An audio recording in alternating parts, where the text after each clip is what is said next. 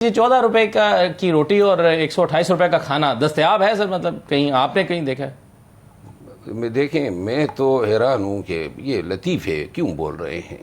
یہ کون؟ دیکھیں خود اپنے وزیر صاحب رانا صاحب بیٹھے ہیں, اتفاق نہیں کر رہے. وہ اتفاق نہیں کرتے. قوم کیا اتفاق کرے گی؟ دوربین سے جو ہے 14 روپے کی روٹی نظر نہیں آتی ہے. تو لہذا اس طرح کے چٹکلے نہ چھوڑا کریں.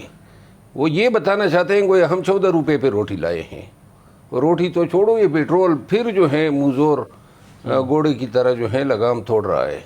تو لہذا مہنگائی جو ہے وہ نہ کہ اشیاء خوراک میں بلکہ پیٹرول, ایندھن, گیس سب چیزوں میں جو ہیں وہ دن بدن جو ہے اب اتنی تیزی سے بڑھتی جا رہی ہیں کہ جو جس شخص کی 10 لاکھ آمدن ہے نا, وہ بھی اب سوچ رہا ہے کہ میرا گزارا کس طرح ہوگا. 10 لاکھ ماہانہ آمدن والے جو ہیں وہ اب اس پہ سوچ رہے ہیں کہ یار ان اخراجات کے ساتھ اور اس معیار زندگی کے ساتھ جو لوگوں کا رہا ہے وہ کنٹینیو کرنا بڑا مشکل ہو گیا ہے. سنیں علی بخاری صاحب کہ حکومت جو ہے وہ شاید انہی وجوہات کی بنا پر کہ پہلے کے جو وزیر ہیں وہ پرفارم نہیں کر پا رہے, نئے وزیر لانا چاہ رہی ہے, فریش فیسز کو, پڑھے لکھے نئے لوگوں کو ران چکے ہیں. ٹھیک ہے مروہ صاحب, یہ دیکھیں بنیادی جو چیزیں ہیں, گیس آپ کو بہت مہنگی مل رہی ہے, انڈسٹری کو بھی اور گھروں کو بھی. آٹا مہنگا مل رہا ہے, اس سے لوگ اب بلبلا رہے ہیں. پیٹرول بہت مہنگا ہو گیا اور شاید ابھی اور مہنگا ہونے جا رہا ہے. تو جو بنیادی چیزیں ہیں یہ لوگوں کی سکت سے تو یہ باہر ہو گئی ہیں, لوگوں کی استطاعت تو نہیں ہے اتنی. دیکھیں ایک بات اس سے پہلے کہ اس کا جواب دوں, آپ نے وزراء کی تبادلے کے حوالے سے بات کی. میں تقریباً سارے منسٹرز کو اچھی طرح جانتا ہوں, ہاؤس میں ہم دیکھتے رہتے ہیں, ملتے رہتے ہیں. میری امید یہ تھی کہ شاید یہ کابینہ جب بنائی میاں شہباز شریف صاحب نے تو یہ شاید کچھ عوام کے لیے, نون کے لیے کچھ کر کے دکھائے گی. میں انتہائی افسوس سے کہہ رہا ہوں کہ چند وزراء جو ہیں ان کو تو وزیر بنانے کی تکی نہیں بنتی ہے. اچھا, چند وزراء, اور پھر اس کے بعد جو مثلاً کس کو مطلب یہ نا, وہ وزراء ایسے ہیں کہ ان کی بیوروکریسی اتنی بے لگام ہے کہ وہ ان کو وزیر کیا, ان کو اپنا محتاط سمجھتے ہیں. دیکھیں میں آپ کو مثال دے دوں پیٹرولیم کی علی پرویز ملک صاحب انتہائی شریف آدمی ہے, لیکن اتنی شرافت بھی اچھی نہیں ہے کہ جی آپ کے محکمے جو ہیں یا وہ GDCL ہو یا SNGPL ہو یا دیگر ہو, وہ آپ کی بات کو سننے کی روادار نہ ہو, نہ ان کا کوئی اپنی وزارتوں پہ کنٹرول ہے. بلکہ میں آپ کو عرض کروں شاید وزیر اعظم صاحب کے علاوہ اور 2-3 وزراء کے علاوہ باقی سارے وزراء جو ہیں وہ صرف نام کے وزیر ہیں. اصل حکومت بیوروکریسی چلا رہی ہے اور جلد ہی میرا خیال ہے. تو آپ کے خیال میں پیٹرولیم منسٹر کون ہونا چاہیے آپ کو؟ کوئی بہتر نام آپ کے ذہن میں کوئی تجویز کرنا چاہیں گے؟ کہ وہ ایسا وزیر جو بھی ہو, لیکن وہ سیاستدان ہو جو اپنی وزارت کو خود چلائیں, بیوروکریسی کے رحم کرم پہ نہ چھوڑے. یعنی آپ کو اپنی وزارت کے بارے میں زیادہ معلومات نہیں ہوں گی, تجربہ نہیں ہوگا, نالج نہیں ہوگا, اس کو چلانے کا طریقہ نہیں آتا ہوگا, تو آپ بیوروکریسی سے چلوائیں گے نا سر؟ نہیں جی, بیوروکریسی اس طرح تو نہیں ہوتی ہے نا کہ وزیر کو جو ہے کسی کاتے میں ہی نہ گنے. اب اور بھی وزیر ہے, رانا ثناء اللہ ہیں مثال کے طور پہ, خواجہ آصف ہے, حنیف عباسی ہے. یہ تمام لوگ وہ ہیں جو اپنی وزارت اپنے بل بوتے پہ چلا رہے ہیں. اچھا میں کہہ رہا ہوں کہ یار مجھے جانے تو جیل میں, رفقا تو ایک الگ بات ہے, لیکن شریف مولانا صاحب وکیل کی ملاقات ہونا یا نہ ہونا یہ تو ایک عجیب سی بات ہے نا, کہ اسلام آباد ہائی کورٹ ہر پیشے پہ کہہ رہی ہے کہ وکالت نامے سائن کرا کے لاؤ. لطیف کھوسہ صاحب نے مین اپیلوں پر آرگو کرنا ہے, ان کی ملاقات عمران خان صاحب سے نہیں ہو پا رہی, وہ جا کے عدالت سے کہہ دیتے ہیں اور عدالت کہتی ہے کہ فائنل آپ کو چانس موقع دے رہے ہیں کہ آپ آرگو کریں ورنہ ہم فیصلہ سنا دیں گے. تو یہ کیسے حل ہوگا مسئلہ؟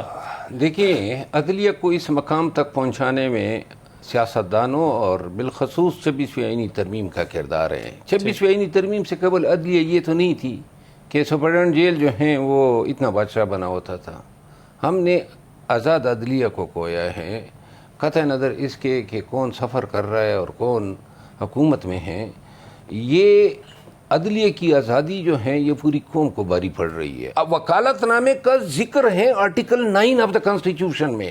یہ بنیادی حق آئین نے ایکنالج کیا ہے آپ ایک شخص کو ملاقاتوں سے. اب یہ تو بالکل ہی اٹ درمی ہے, 8 ماہ سے ایک شخص ہو. اب سیلیٹری کنفائنمنٹ جو ہیں وہ بہت, یعنی کئی دفعہ ہماری عدالتوں نے اس کو اللیگل اور انسانی حقوق کے منافی قرار دیا ہوا ہے. 8 ماہ سے آپ ملاقات نہیں دے رہے ہیں, اوپر سے آپ کہہ رہے ہیں وزیر اعظم صاحب نے تو جگہ نہیں مل رہی ہے. جب وزیر اعظم صاحب نے یہ دعوت دی نا تو آپ یاد کریں اس کے اگلے دن گلگت بلتستان میں پی ٹی آئی والوں کو انہوں نے واپس بھیج دیا کہ آپ داخل نہیں ہو سکتے. اس کے 4 دن کے بعد آزاد کشمیر کی سپریم کورٹ نے وہ نشانی واپس لے لیا. تو یہ صرف دعوت نہیں ہوتی ہیں, کچھ تو سی بی ایم دکھائیں, کچھ تو جناب علی کوئی مفاہمتی پیغام دیں, رانا صاحب کو ڈیوٹی دیں کہ جی جائیں آپ ملاقات کرا دیں. وہ ملاقات سے کیا آسمان گر رہے ہیں, یہی خان تھا, ہم سب ملا کرتے تھے, کون سا آسمان گرتا تھا. اور اب بھی اگر آپ ملاقات کرائیں گے دیکھیں کوئی دلچسپی نہیں ہے مفاہمت میں, نہ اب ان کو ضرورت ہے, اور اس کے لیے ان کو پی ٹی آئی کا ہی شکر گزار ہونا چاہیے جو خود اب اس قابل ہی نہیں رہی ہیں کہ کوئی ان کی طرف ہاتھ بڑھائے. اور جو وقت آ رہا ہے اس میں مزید جو ہے یہ سوال پذیر ہوگی. یہ جو انہوں نے ابھی کہا ہے کہ جی محمود خان چکردئی صاحب نے 5 اگست کی کال دی ہے, یاد رکھیں اسد اللہ خان, یہ 5 اگست کا لانگ مارچ کبھی نہیں ہوگا, کیونکہ لانگ مارچ کے لیے لوگ ہونے چاہیے. وہ لانگ مارچ تو ہوگا صرف وہ 5 اگست کو تو خیر انہوں نے لانگ مارچ کی تو کال ہی نہیں دی, انہوں نے تو احتجاج کی کال دی ہے. احتجاج تو وہ چھوٹے چھوٹے ریلیاں نکلتی ہیں جیسے کہ پہلے 8 فروری کو بھی ہوا تھا. وہ تو پھر وہی ٹرک کی بتی ہوگی, اور وہ بھی ریلیاں پھر کے پی میں نکلے گی, کیونکہ ادھر جو ہے مجال ہی نہیں ہے کہ کوئی نکال سکے. تو لہذا یہ 5 اگست جو ہے وہ تو ویسے بھی علیمہ خان صاحبہ نے منع بھی کر دیا, پتہ نہیں اب ان سے پوچھتے ہیں کہ کیا اس کا فیصلہ ہے. لیکن پہلے رانا صاحب کیا منع کر دیے, انہوں نے کہا کہ جی 1 دن کے احتجاج سے کوئی فائدہ نہیں ہے کرنا. نہیں, وہ اس حد تک میں اس کی بات کی تائید کرتا ہوں. 1 دن کا کیا احتجاج ہوتا ہے, 1 دن میں یہ آپ کو لاٹھیاں مار کے بگا دیں گے. اب جب آپ نے اگر احتجاج کرنا ہے, دیکھیں یہ تو ایک واضح ہے کہ احتجاج کا مطلب ہے دھرنا, اور دھرنے کا مطلب ہے اسلام آباد. اسلام آباد میں لاکھوں لوگوں کا دھرنا اگر بٹھا سکتے ہیں, اگر لاکھوں لوگ 3-4 لاکھ لوگ ہوں گے تو پھر یہ بھی خائف نہ رہیں کہ ان پہ کوئی گولی چلائے گا. 50,000 25,000 پہ چل جائے گی,